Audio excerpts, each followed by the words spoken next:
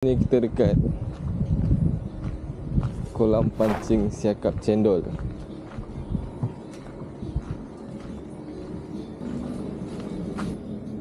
Korang Yo, betul. Sasa Rabu cuti bang? Ya, betul. Ni macam mana kolam dia bang? Kira 5 kilo je. 5 kilo tak? Dia semua dia campur lah. Kalau Kalau sekat merah sahaja. yang belah sana tu kalau kamera saja. Yang di pondok mengai tu dah. Ada pondok tu sekat merah sahaja. Cakap putih tak ada. Ikan kurang, sekat putih kurang depan. Mana? Ni. Kurang 3 jari 4 jari. Ni eh? Ya. Oh, sama ke timbang ke? 2 kilo kami kena 3 kilo. 5 kilo. Harga kat sini dah. Oh, cakap putih RM19. Dalam muka sampai ke 7 petang sahaja. Okey. Abang bagi 7 petang. Malam tak ada dah. Okey. Itu sahaja. 5 opang. So dekat kolam sana, oh sini syok berangin.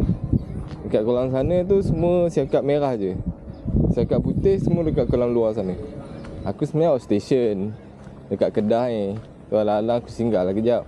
Aku nak mancing, masalahnya aku duduk hotel. Bang? Mau sampai? Boleh lah, ada besok ada repair semua. Oh. Kau nak mengai bang?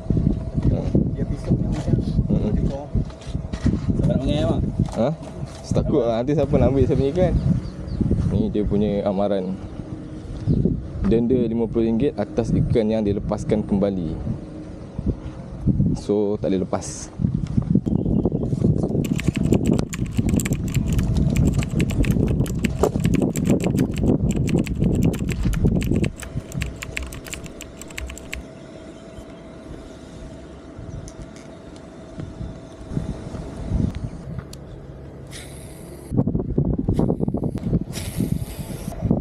Ni apa betul saya kat cendol Ni kat cendol ni.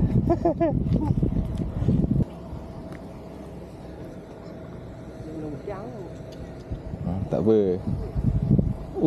Betul-betul kecil Oh, cik. Sak ni Ambil je.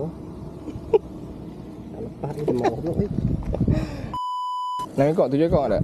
6 ekor tak? 4 ekor, 7 ekor 900 gram. 900 gram 4 ekor 900 gram